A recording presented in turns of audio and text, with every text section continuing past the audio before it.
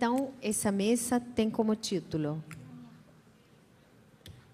o Hub da América Latina e do Caribe da Rede de Investigação Feminista em Inteligência Artificial, Desafios e Possibilidades.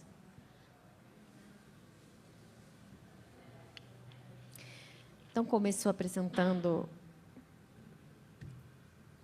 nossa primeira palestrante.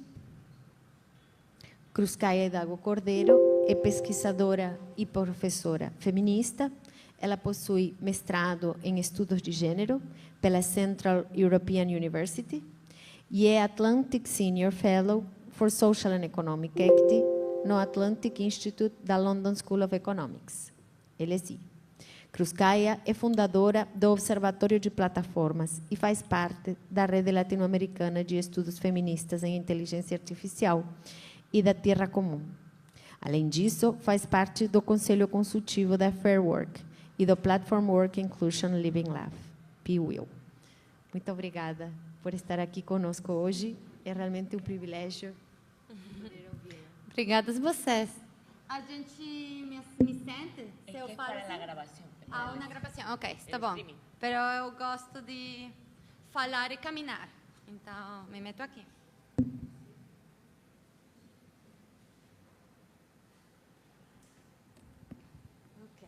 Boa noite. Gente, eu quero falar em português, mas o meu português não é bom. Então, falo em portunhol, espanhol, ok? Mas se eu falo muito rápido, ou falo palavras que vocês não entendem, vocês falam para mim, ok? Então, primeiro, dizer que é um reto hablar a esta hora, ¿no? A las 6 de la tarde, cuando todos estamos cansados y cansadas. ¿Eh? Estoy acabadinha. Pero estoy muy contenta de estar aquí con ustedes, de poder hablar con ustedes de este proyecto.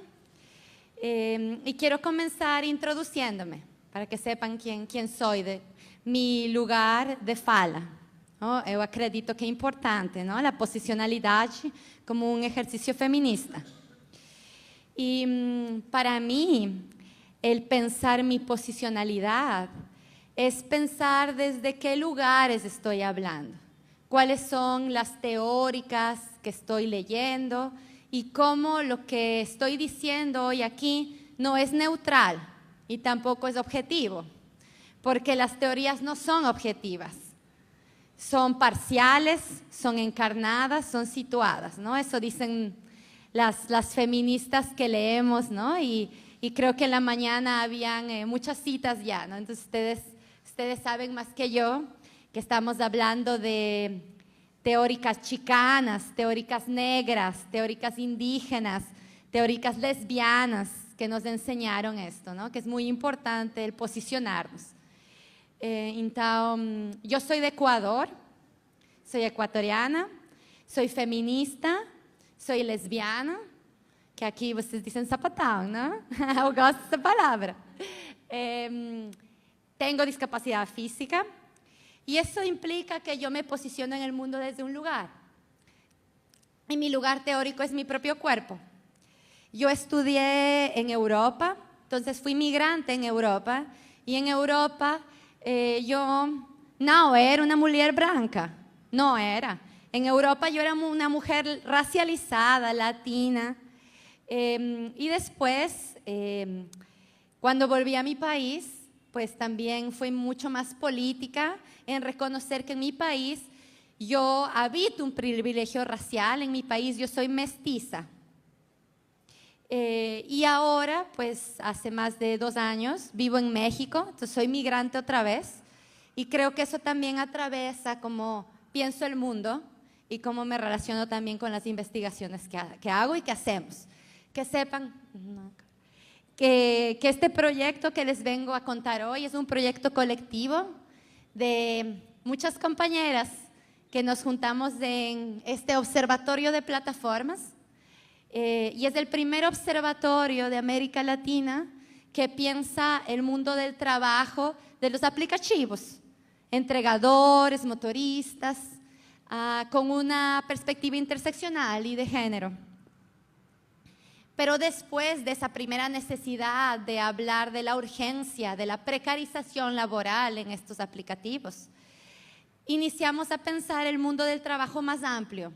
Y ahora pensamos al Observatorio de Plataformas como un espacio que hace una intersección entre género, tecnología y trabajo. Então, nosotras también somos sindicalistas y creemos que es muy importante volver al espacio sindical, porque todos somos trabajadores aquí. Hay trabajadores del conocimiento, proletarios de la academia.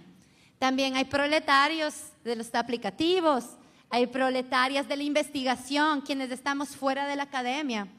También somos investigadoras de hacer pesquisa, pesquisadoras também é trabalho, então eu também sou trabalhadora. E creo que es muy importante eso, ¿no?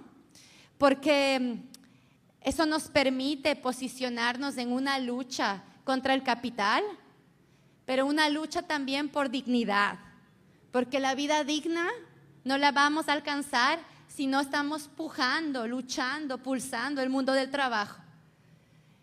Y ese mundo del trabajo en este momento está muy precarizado y cada vez más. Y en la mañana las compañeras hablaban de una necroalgoritmización de la vida.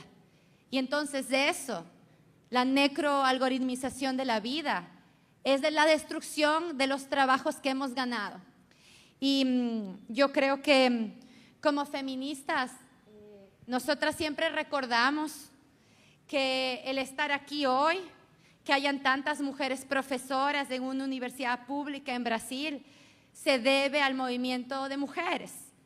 Pero también creo que es importante recordar que nosotras tengamos contratos, que nosotras estemos trabajando 8 horas y no 16 horas, que en nuestros países estemos trabajando 5 días y no 7 días, es por la lucha sindical y trabajadora, por la lucha obrera.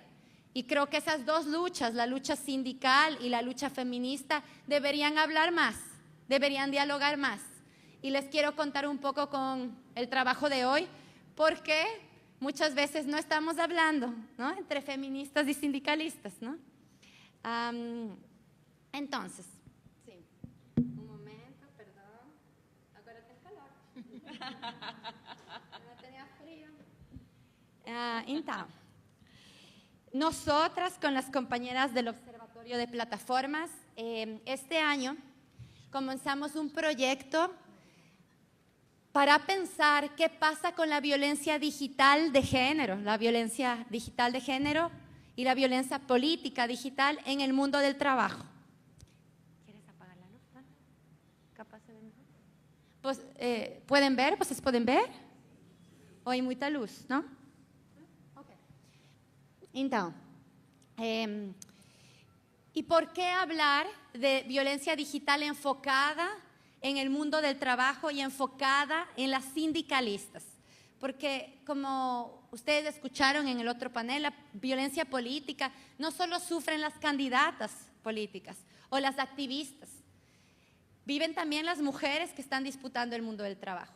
Pero en el mundo del trabajo y el mundo sindical sigue siendo un mundo sumamente patriarcal, donde la mayoría son dirigentes, son hombres, blancos o blanco-mestizos, viejos, ¿no? Y creo que ese es el estereotipo que tenemos, ¿no? Cuando hablamos de sindicatos, la gente piensa en eso, ¿no?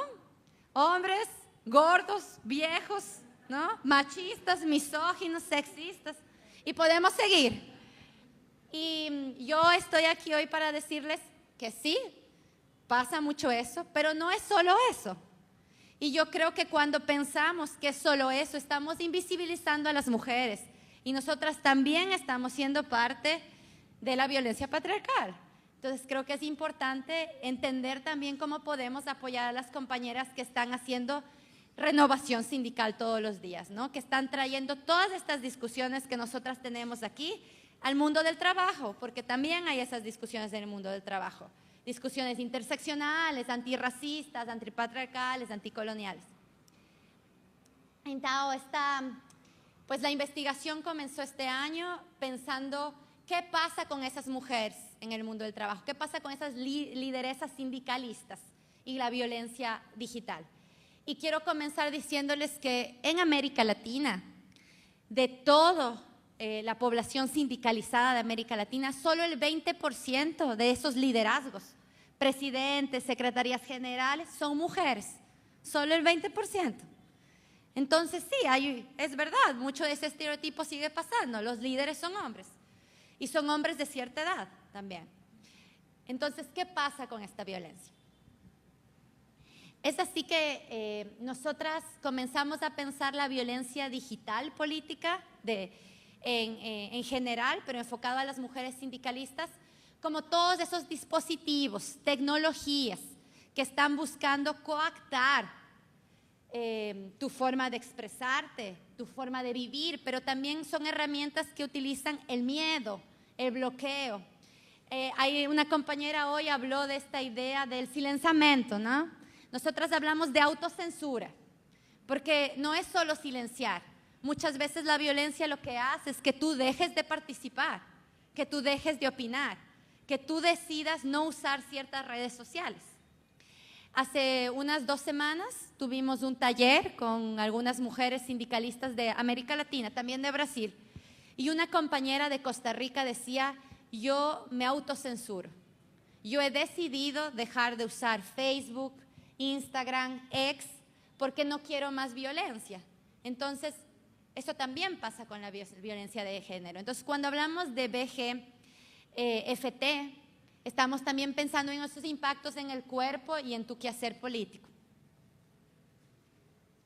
Y es así que nosotras, para el Observatorio de Plataformas, nosotras pensamos mucho que el quehacer investigativo es un quehacer político. Nosotras decimos que hacer investigación es hacer política, porque nos estamos posicionando desde un lugar. Es volver a decir, el conocimiento no es neutral. El conocimiento y la investigación tiene un fin, tiene un objetivo. Y creo que para nosotras es muy importante decir cuál es nuestro objetivo. Y nuestro objetivo con las investigaciones que hacemos es apoyar una lucha sindical diversa, apoyar una lucha sindical transformadora, apoyar a la regularización de trabajadores que están en la economía informal. Entonces nosotras, pues, no estamos en la academia, no trabajamos desde la academia, y lo que hacemos es las investigaciones que producimos, co-creamos con los trabajadores, con las comunidades, lo hacemos en formas distintas, en formatos distintos. Creemos mucho en las infografías, en las ilustraciones gráficas, en las historietas, los cómics, en los podcasts, en los videos, en las narrativas de vida, porque creemos que esas son herramientas que la clase trabajadora utiliza para sus luchas. Y nosotras nos posicionamos desde un lugar, al estar afuera también de la academia, en el que pues no tenemos que tener esa presión de que nos citen. Queremos que le citen a las trabajadoras, que cuando nos invitan a un lugar, nos invitan a las trabajadoras. Entonces hablamos mucho de conocimiento colectivo. Y por eso pues les traje esta diapositiva, porque nosotras pensamos que las trabajadoras son especialistas, son expertas en su propia experiencia, y así cualquier comunidad. Que las expertas son ellas, no son las personas que están escribiendo de ellas. Y yo creo que ese es un esfuerzo epistémico decolonial. Entonces, cuando nosotras hablamos de todo lo que hablamos, estamos diciendo lo que aprendimos de las compañeras de aplicativos, de las compañeras trabajadoras sexuales, de las compañeras diaristas, trabajadoras domésticas, de las compañeras de la metalúrgica, de todas las compañeras con las que trabajamos. Entonces, esta investigación sobre violencia digital de género en el mundo sindical la pensamos con diferentes metodologías. Hicimos una encuesta digital y nuestro enfoque eran países específicos, Argentina, Chile y Ecuador, pero cuando lanzamos la encuesta vimos que había muchas mujeres y mujeres diversas, ¿no? Cuando hablo de mujeres, no estoy hablando solo de mujeres cisgénero, estoy hablando de mujeres trans, de mujeres diversas en sus diversidades.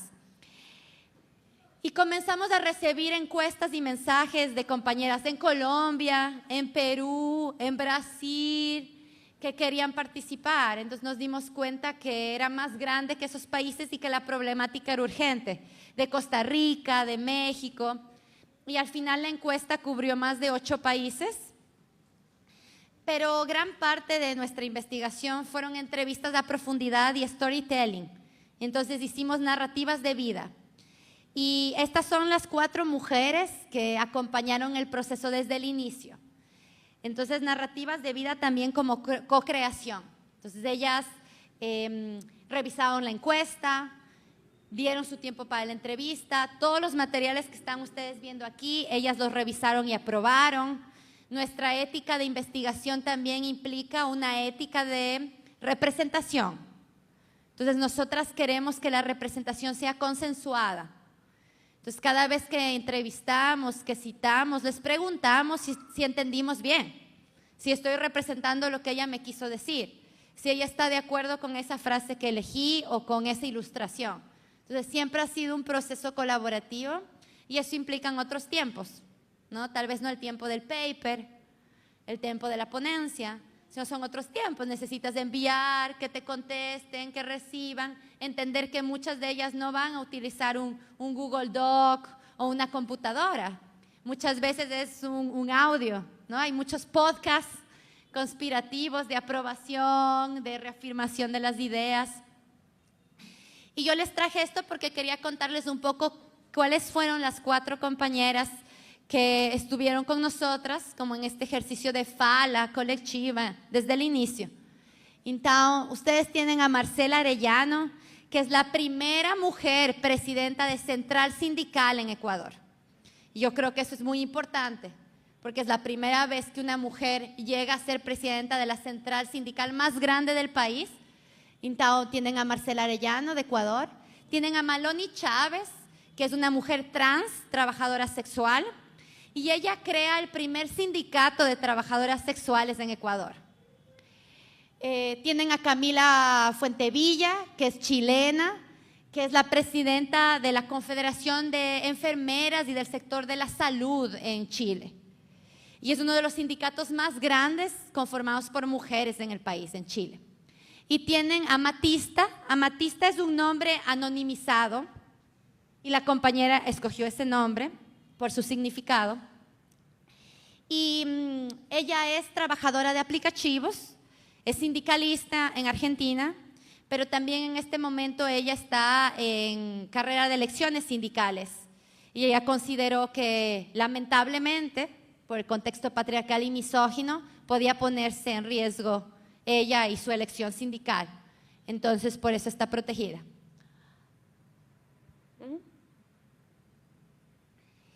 Y nosotras hablamos que hay un código patriarcal, ¿no? Pensando en todo lo que hemos hablado y justo con Genoveva ahora, ¿no? Con Data Science. Entonces ustedes piensen en términos de data, ¿no? De código, cómo escribimos códigos, ¿no? Entonces nosotros decimos que el sindicalismo está escrito, sus fórmulas matemáticas, sus formas de entender los principios del sindicalismo, lamentablemente se han construido desde un código patriarcal. Y por eso hablamos mucho, y esta campaña que lanzamos es un sindicalismo sin código patriarcal. Entonces, ¿qué pasa? ¿Cómo transformamos el código? Entonces, Jeno hoy nos decía muchas cosas, ¿no? Tenemos que pensar qué información usamos, cómo la estamos analizando, cómo pensamos las relaciones y las correlaciones entre las personas. Eso también es parte de entender un código matemático. Entonces, estas mujeres, aún en sindicatos sumamente masculinizados, ellas están recambiando y reescribiendo el código. ¿Y cómo lo están haciendo? Y una cosa que están haciendo es construyendo más alianzas entre mujeres. Y entre mujeres dentro del sindicalismo y fuera del sindicalismo. Están tejiendo redes de información, redes de acompañamiento, redes de investigación. Pero por otro lado también ellas están pensando y ellas enuncian que el ellas estar ahí es también transformar el sindicalismo, porque el abrir más espacios para las mujeres y las diversidades es también transformar. Entonces, tu propia existencia también es práctica y praxis política. Y creo que eso es parte de los resultados de esta investigación, el ver qué estrategias tenían las compañeras y cómo las potencializan, ¿no? Entonces creo que es importante que frente al silenciamiento, frente a la necroalgoritmización, frente a la autocensura, frente a la violencia digital, las mujeres respondemos y respondemos de formas muy distintas. Respondemos algunas en el silencio. Callar también es una respuesta. Dejar una red social o no usar redes sociales también es una respuesta. Pero también hacer protocolos contra el asedio es una respuesta. Aliarte con otras compañeras es una respuesta. Utilizar chats y avisar. Hoy hablo en este panel donde sé que va a haber resistencia. Compañeras, conéctense. Es una estrategia. Muchas compañeras decían, mi estrategia es no irme sola nunca. Si yo voy a hablar, siempre vienen una o dos compañeras conmigo. Eso también es una forma de cuidarte, de visibilizarte, que nunca vas a estar sola. Hay muchas formas y muchas estrategias que las compañeras han llevado a cabo. Y yo quería pues cerrar con dos ideas que me parecen muy potentes, que creo que conectan mucho lo que hemos hablado hoy, ¿no? Y la primera es que Paola Ricaurte en la mañana decía, hay que pensar las tecnologías como dispositivos, y son dispositivos de relacionamiento. Y Geo hoy en la tarde nos habló de las relaciones, ¿no? Cómo al final un código matemático, al final es cómo te relacionas con punto A, punto B. Entonces nosotras en el Observatorio de Plataformas con las mujeres sindicalistas hablamos que la tecnología de la amistad es una práctica política, es la tecnología de la amistad entre mujeres. Y eso es parte de responder contra la violencia. Yo no sé si aquí en Brasil ustedes han escuchado esta frase, pero en México yo la aprendí y es, a mí no me cuida la policía, me cuidan mis amigas. Y creo que es una frase feminista muy potente, porque nos deja ver por un lado que nuestra red son otras mujeres, pero nos deja ver que el Estado no nos va a proteger nunca. Tampoco las leyes. Creo que una compañera hacía esa pregunta, ¿no? ¿Qué hacemos aparte de denunciar?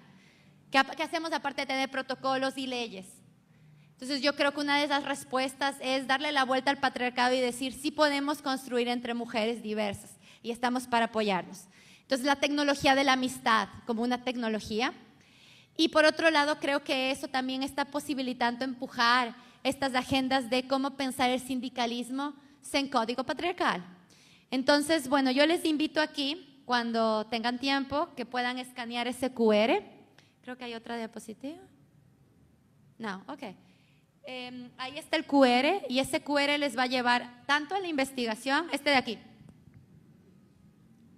tanto a la investigación como a los recursos que hacemos desde el Observatorio de Plataformas.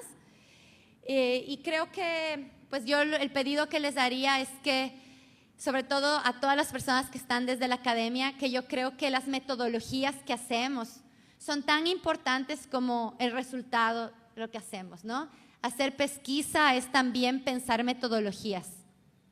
Y esas metodologías yo creo que tienen que ser metodologías transformadoras, donde podamos abrir posibilidades a las personas que no están en la academia.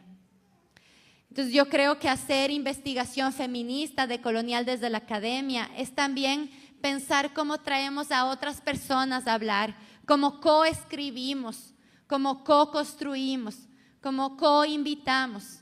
Y entonces es un poco también lo que les traía hoy acá. Y bueno, estoy contenta de estar aquí y de seguir falando con vocês. Muito obrigada.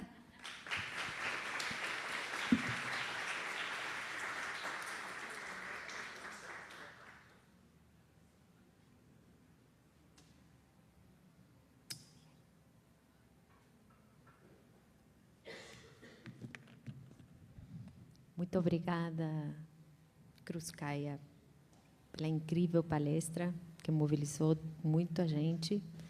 Agora, então, fechamos com chave de ouro, de ouríssimo, de muitos quilates.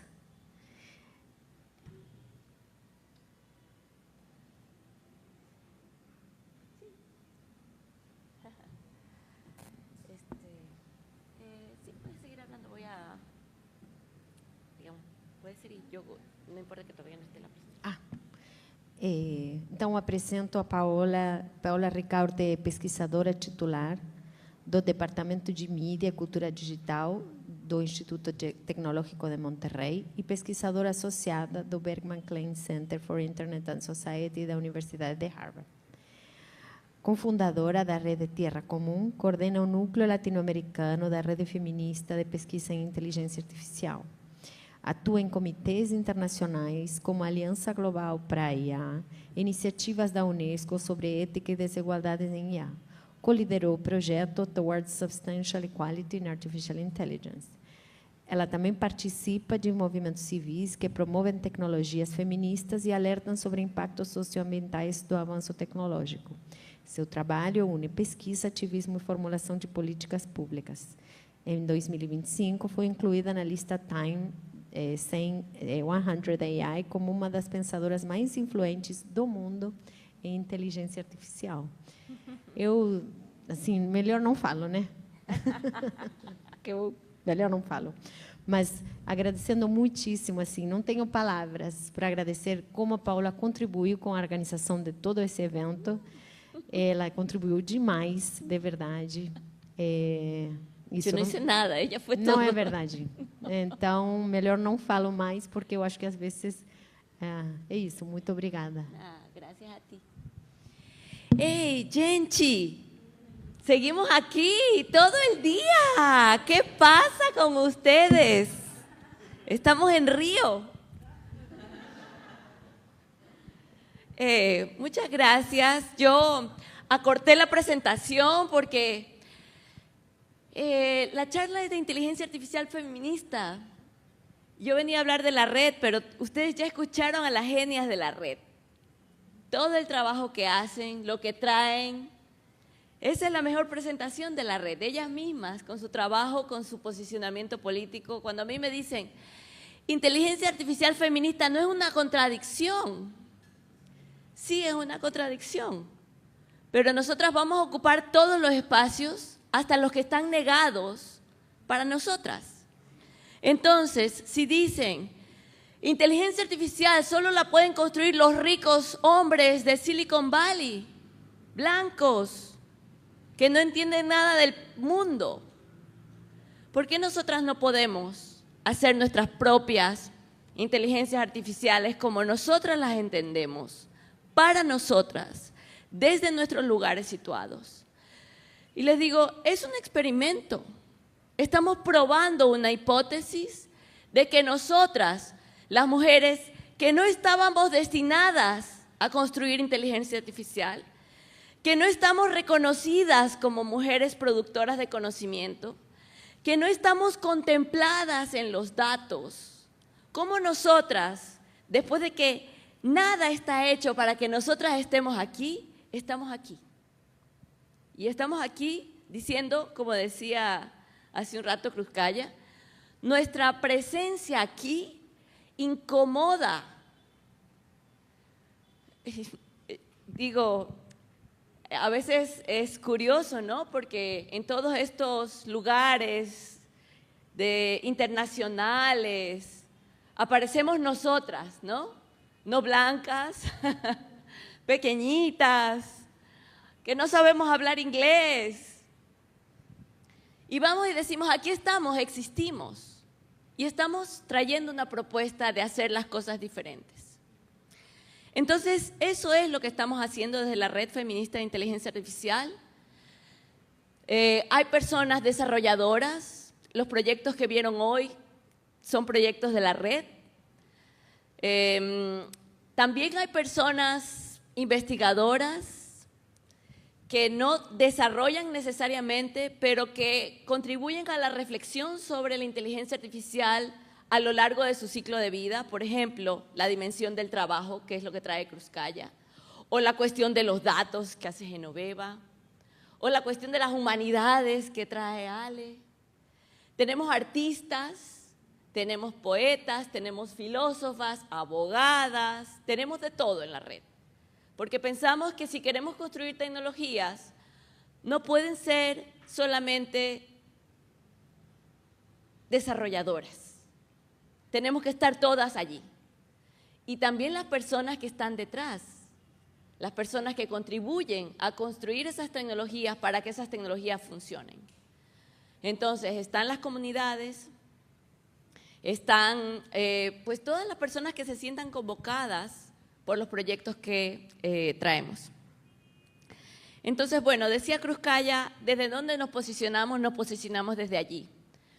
Estamos posicionándonos desde las luchas feministas, descoloniales, desde los feminismos antirracistas, interseccionales, comunitarios, o desde las luchas de las mujeres que no se consideran feministas, que son las mujeres de las defensas territoriales, desde las luchas antipatriarcales. Pero por supuesto también nuestra posición es una posición anticapitalista y es una posición anticolonial, obviamente, antirracista. Entonces, la idea es cómo, si decimos que las tecnologías son políticas, que las tecnologías no son solamente los aparatos, que las tecnologías son dispositivos relacionales, ¿qué relaciones estamos buscando con las tecnologías que nosotras estamos promoviendo? Y estamos promoviendo otro tipo de relaciones. Queremos pensar en otro mundo que habilite unas relaciones que nos permitan existir a todas, a todos. Entonces, bueno, voy a pasar todo eso porque tenía mucha teoría y no sé, quería hablarles, bueno, entonces, está bien, voy a hablar rapidito. ¿Por qué, yo decía hace un rato, por qué pensamos que la tecnología es un asunto feminista? ¿Y por qué tendríamos que descolonizar la inteligencia artificial? Y es que, si quieres la siguiente. Nosotras nos hacemos estas preguntas. Las tecnologías que hoy usamos, las que se diseñan, ¿por qué son estas tecnologías y no otras? ¿Por qué se prefieren estas? ¿Por qué se instalan estas como las preferidas, las hegemónicas? ¿Quién las diseña? ¿Para qué las diseña? ¿Cómo las diseñas? ¿Qué valores promueven? ¿Quién se está beneficiando al final de estas tecnologías? ¿Y quién paga el costo de ese desarrollo? Y además, que es algo importante para nosotras, ¿qué modelo de mundo están reproduciendo? Y ese modelo que reproducen las tecnologías hegemónicas, como por ejemplo la inteligencia artificial dominante, es un mundo que no nos gusta. Entonces, si nosotros queremos acabar con estos órdenes de violencia, la siguiente, que para nosotras están conectados, es porque pensamos que estas tecnologías hegemónicas de la inteligencia artificial están sirviendo para contribuir a ese mundo que está basado en el despojo histórico de los cuerpos y de los territorios, a través de extraer los datos, de reproducir algorítmicamente los órdenes sociales, los que estuvieron hablando todo el día, pero también de automatizar la violencia. Es decir, cómo estas tecnologías, a través de estos distintos mecanismos, contribuyen a la reproducción de este mundo violento. Y entonces vemos el sexismo, vemos el uso de robots para perseguir los cuerpos en movilidad en las fronteras, o vemos las guerras automatizadas para delegar la responsabilidad de la muerte y decir que ya no hay responsables de las matanzas, de los genocidios, porque son las herramientas automatizadas, las armas automatizadas las que matan. Entonces, no es solamente, el problema con la inteligencia artificial no es solamente un tema que tiene que ver con optimizar la extracción del valor de los recursos, sino también cómo optimizar el control y la dominación sobre esos cuerpos y esos territorios que queremos exterminar. Entonces, bueno, también tenemos la parte material, sí, y tenemos, por supuesto, que es un ensamblaje de poder. Entonces, como nosotras venimos desde el feminismo, sabemos que las violencias están interconectadas y que cuando hablamos de inteligencia artificial no podemos dejar de hablar de todas las formas de violencia, de las violencias multidimensionales que están incrustadas en el uso de estos sistemas, en el desarrollo de estos sistemas, y que nos afectan de múltiples maneras a las personas que estamos, pues, que no somos el ser humano estándar para el cual estas tecnologías fueron diseñadas. Entonces, todas esas violencias conectadas. Y bueno, para mí es importante hacerlas visibles cuando hablamos de inteligencia artificial, porque muchas veces decimos, vamos a tratar de corregir el sistema. Decía en la mañana Marco, no vamos a corregir los sesgos, pero es un discurso muy productivo decir, vamos a corregir técnicamente los sesgos. El problema de la inteligencia artificial, o sea, los sesgos son un tema, pero no es el mayor problema que tenemos con la inteligencia artificial. Entonces, por eso a mí me gusta poner estos sistemas embebidos o incrustados en el sistema mundo para que entendamos que esos daños o esos efectos que tiene la inteligencia artificial trascienden al mismo sistema como tal. Son parte de este sistema mundo que está operando para que la inteligencia artificial contribuya a la acumulación de la riqueza y que entonces haya más distancia entre los que controlan la riqueza, la infraestructura, la tecnología, los datos, el conocimiento y aquellos que no. Entonces, si sabemos que estas tecnologías son racistas, son sexistas, son clasistas, son capacitistas, son tecnologías de guerra, son tecnologías ecocidas, ¿qué hacemos?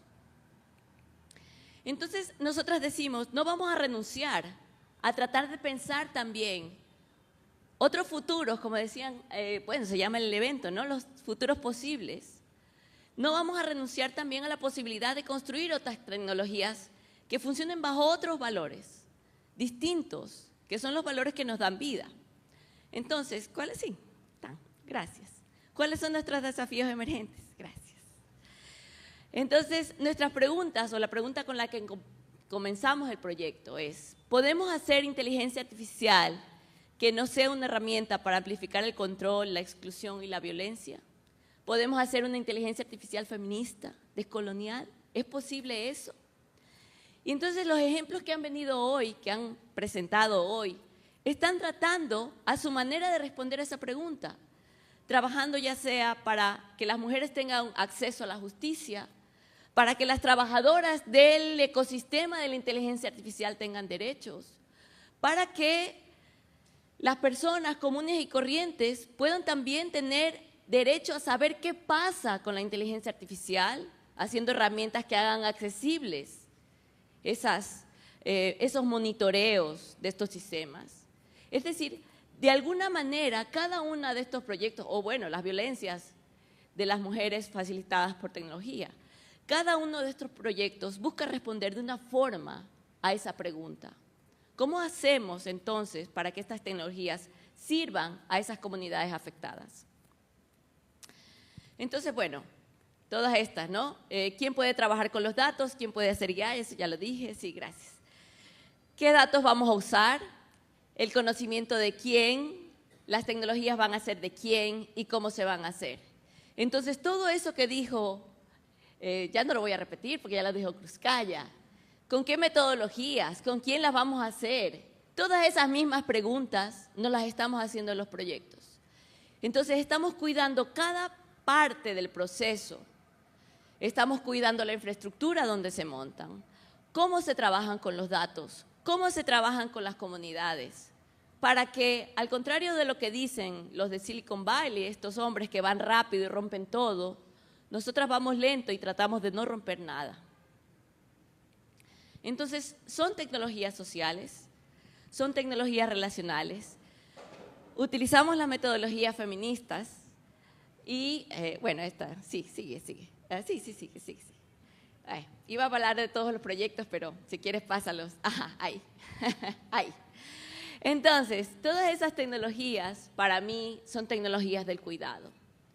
Son tecnologías que buscan tratar de reproducir la vida, el sostenimiento de la vida.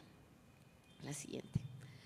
Entonces, son situadas porque no quieren ser tecnologías universales, son muy localizadas en sus comunidades, son lentas, van despacito, Son pequeñas, son comunitarias, son diversas, son abiertas y tratan de ser sostenibles para no consumir tantos recursos. Entonces, tratamos de cuidar todos los procesos de tal manera que sean tecnologías que sean viables con la escala del planeta y con la escala de la humanidad. Eso es todo. Sí, gracias.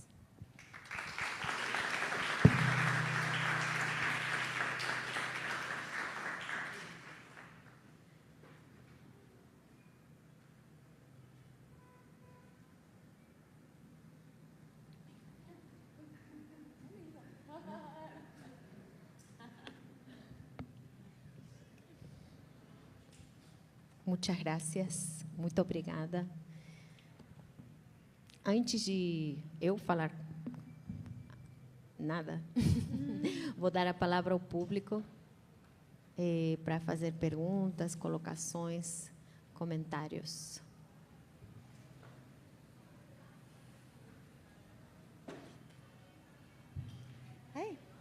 Sim.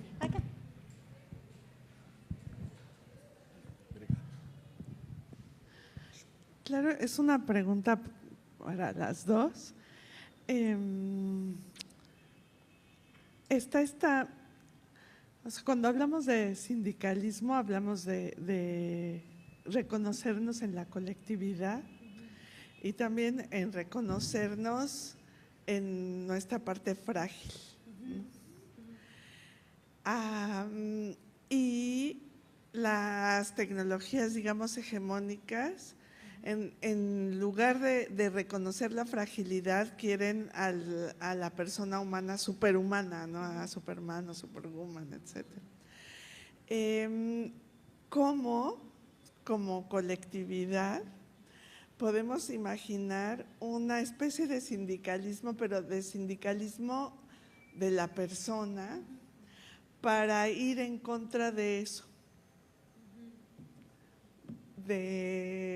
No quiero ser súper nada, quiero ser al contrario frágil todo, ¿no? Entonces me gustaría que comentaran al respecto. Gracias por la pregunta, porque creo que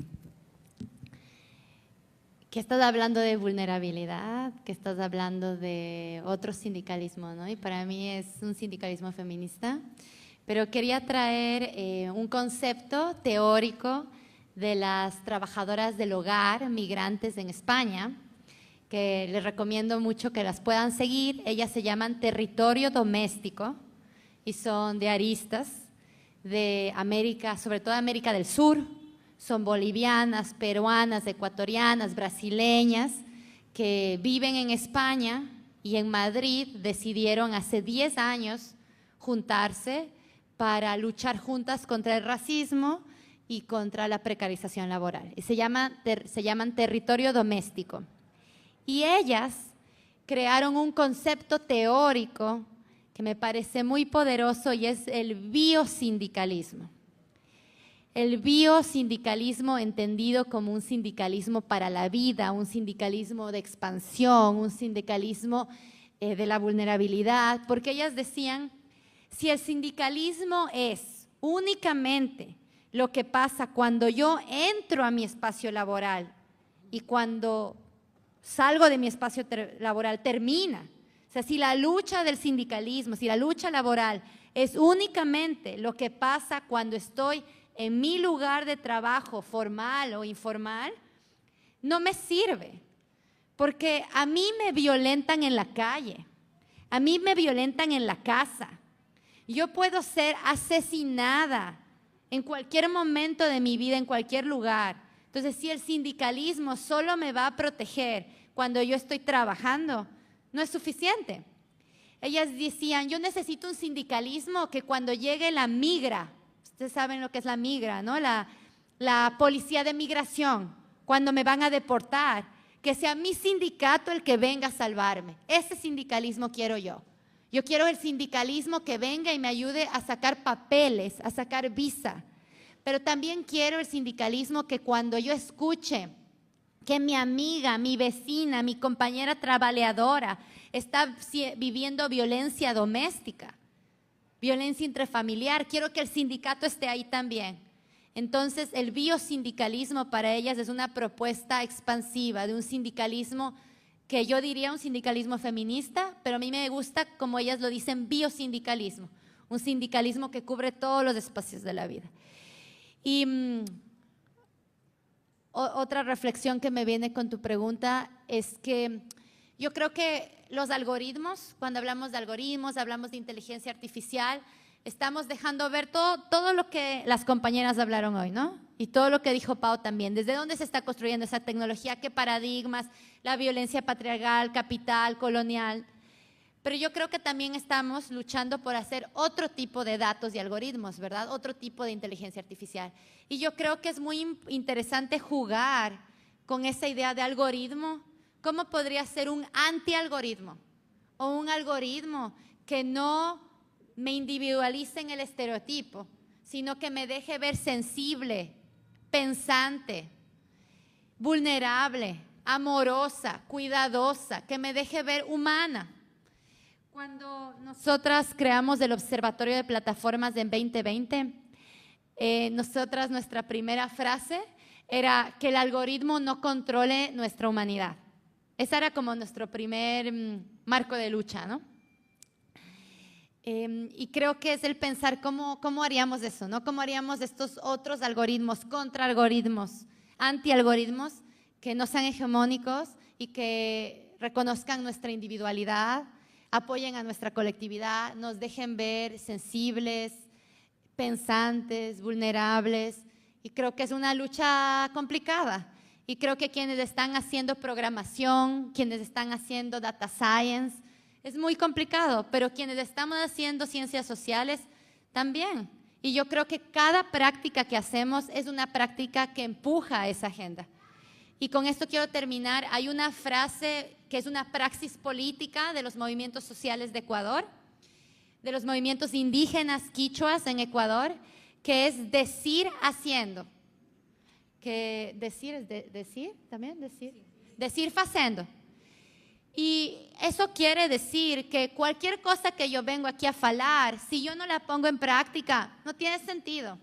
Entonces yo creo que cuando estamos hablando desde las ciencias, las humanidades y las ciencias sociales, si yo vengo y construyo un marco teórico y metodológico con un montón de autoras, cito a todas, es hermoso, pero si yo no hice eso cuando me relacioné con la comunidad, si yo no le devolví a la comunidad lo que produje de ellas, si yo no generé una redistribución, si yo no pensé que ellas hay que reconocerles el tiempo y el conocimiento que me dieron a mí, entonces no estoy haciendo. Entonces creo que está importante el pensar cómo cualquier práctica que hacemos, yo considero que es una práctica anti ese algoritmo que no queremos. Gracias.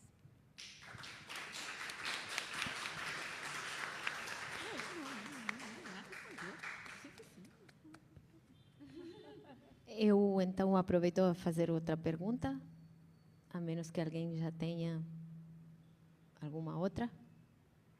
¿No? ¿Puedo hablar en español? Sí. ¿Sí? Es una pregunta para las dos, porque las dos tienen un tránsito por la academia y también hablando del trabajo y de cómo uno se sitúa en estos espacios.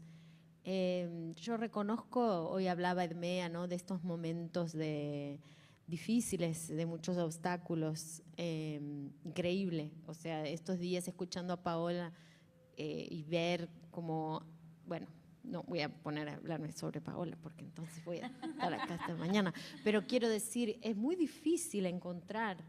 El espacio académico también es un espacio muy jerárquico, ¿no? Extremadamente jerárquico. Es muy difícil encontrar personas dignas que además sean empáticas, generosas. Entonces, muchas veces me pasó, y justamente por eso citaba a lo que dijo Edmea hoy más temprano, pensar que la solución era irse o cerrarse o quedarse solo, ¿no? Hay como un simulacro de socialidad muchas veces en la academia que no es una colectividad real, ¿no? Entonces, muchas veces me fui o abandoné, ¿no? Porque es muy difícil y uno encuentra todo el tiempo dificultades y barreras y prejuicios. Entonces quería preguntarles cómo construir colectividad en el fondo, en esos espacios que también son jerárquicos, también son patriarcales, también son racistas, porque admiro la forma en que ambas consiguen construir lazos, esto que hablaba, ¿no? La amistad como técnica, y que admiro muchísimo en ustedes. Quiero escucharlas más, porque necesitamos aprender eso, ¿no? Que es no irse de los espacios, sino seguir habitándolos y creando nuevos espacios en donde no necesariamente esa lógica sea la que prevalece. Bueno, las admiro tanto por eso. Y bueno, estamos en este mundo y este mundo no está hecho para nosotras, pero eso no significa que nos vamos a ir de aquí. No sé, yo creo igual con una experiencia migrante, de una mujer no blanca en la academia, viniendo de un país pequeñito que no se reconoce. Yo soy originaria también de Ecuador, de la costa ecuatoriana, y siempre, pues, Ecuador siempre ha sido un no lugar, ¿no? Siempre atravesado por esta idea de la línea imaginaria, es también como un país imaginario, ¿no? Que no existe para nadie, excepto para nosotros, ¿no? Entonces, desde allí, digo, no sé cuál será la experiencia de Cruzcaya, pero para mí siempre fue, bueno, nosotras nos tenemos que ganar un espacio en el mundo luchando contra todo el universo porque pues no existimos, para empezar, ¿no? Y creo que para mí la experiencia de migración también, pues toda la vida me ha atravesado. Mi tesis doctoral fue de migración, porque para mí eso, y mi tesis fue de ciencias del lenguaje, de la memoria. La memoria se llamaba Memoria, Migración y Sentido. Y creo que para los cuerpos migrantes o para los cuerpos que están en tránsito, esta idea del no arraigo también te hace aferrarte a las cosas que no son, digamos, a las cosas que no son fijas, ¿no? ¿Quiénes son tus raíces? ¿Dónde están tus raíces? Y tus raíces están en las relaciones que construyes en el camino. No hay casa, ¿no? O sea, hay afectos. Y creo que esa necesidad de construir afectos trasciende cualquier obstáculo institucional. Entonces, yo no me sentí bienvenida ni en la academia, ¿no? O sea, yo empecé muy tarde en la academia porque pues era migrante trabajadora y trabajaba mucho, esas de las 20 horas diarias, 7 días a la semana, y eso de la academia era así como algo muy distante para mí. Pero cuando también reconocí que yo podía hablar o escribir como una forma de resistencia, entendí que también las mujeres, como eso también se nos niega, ¿no? Pensar, escribir, hablar. Dije, tampoco voy a renunciar a eso, a pesar de mis espacios laborales complejos. Entonces, la tecnología de la escritura también es una forma de relacionamiento, es un pretexto para encontrarte con otros. Entonces, decir haciendo, pero también escribir haciendo, hacer con otros. Y para mí siempre ha sido, o sea, como el punto de partida es que en ninguna parte soy incluida, ¿no? Me creo mis propios espacios de habitar, ¿no? De habitación con les otros, con las que resueno. Entonces no espero a que esos espacios estén creados para mí. Yo los imagino, les pongo energía y eso me lleva a lugares increíbles, ¿no? Y eso para mí es lo que me da sentido. Y es por eso que estás acá hoy. Increíble, un sueño tenerte acá hoy.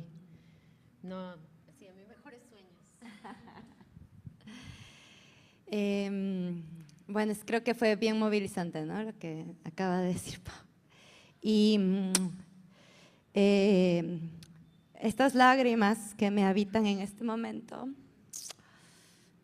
compañeras y compañeros, es porque yo no sé si ustedes han escuchado, pero en Ecuador vamos 23 días de paro nacional, y el gobierno fascista, neoliberal, de derecha, de Noboa, está reprimiendo a la gente con bombas.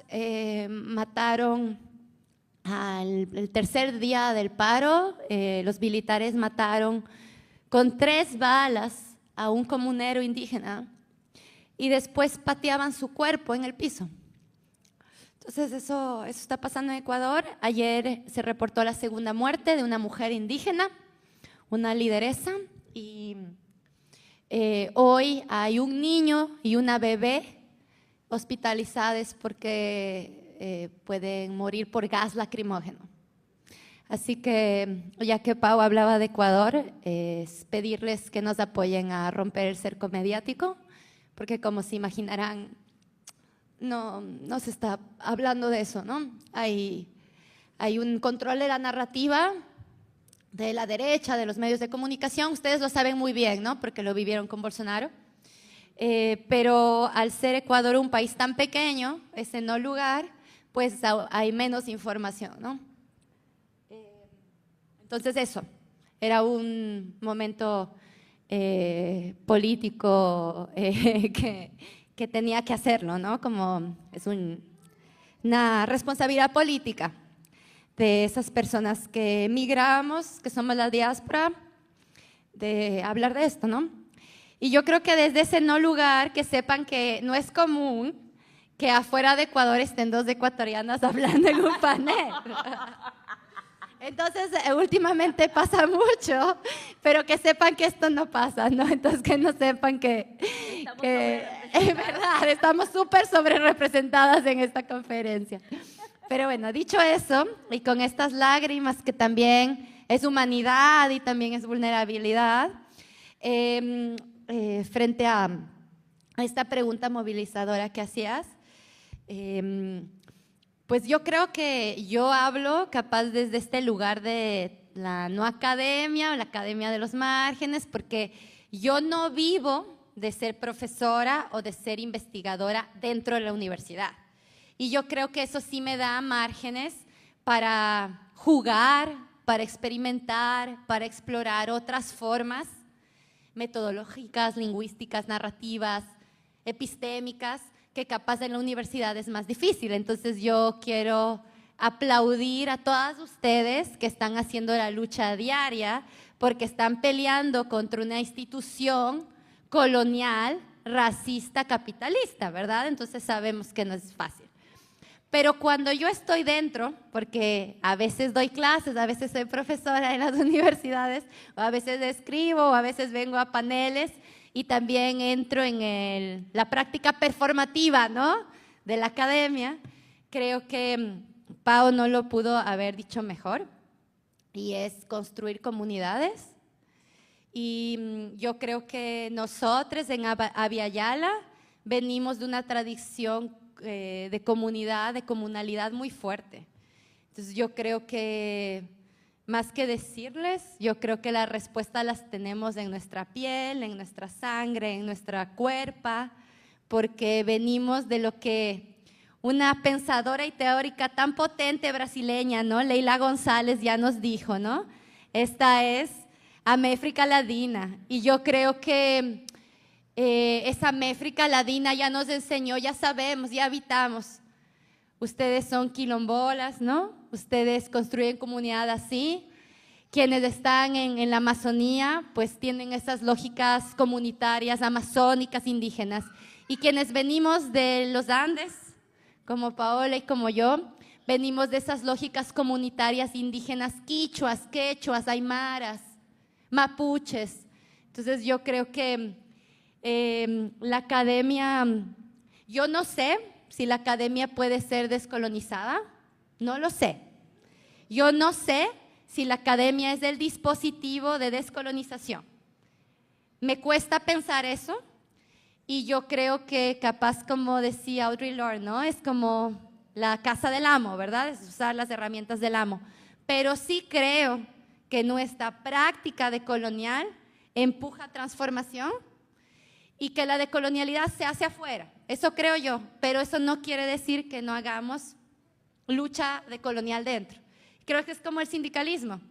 Las compañeras están trayendo el sindicalismo con su existencia, entonces yo creo que Alejandra, tu propia existencia migrante aquí ya es decolonial y feminista.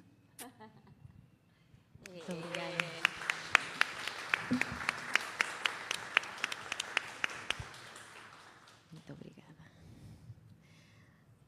Então, podemos fechar, né? Até a quinta-feira, em que teremos, lembrando, de manhã uma oficina, que recomendo muito, e à tarde, e depois teremos outras mesas, tá bom? Então, aproveitem amanhã para descansar, porque na quinta teremos uma jornada outra vez. Samba. Dios mío, nunca he ido a una samba. Lindo. Boa noite, muito obrigada.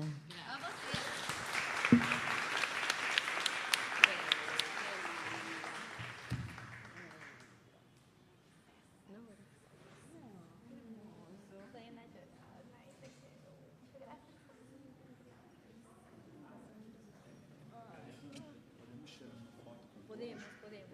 Vamos a tirar una foto. La que se quede. Sí, los que se puedan quedar.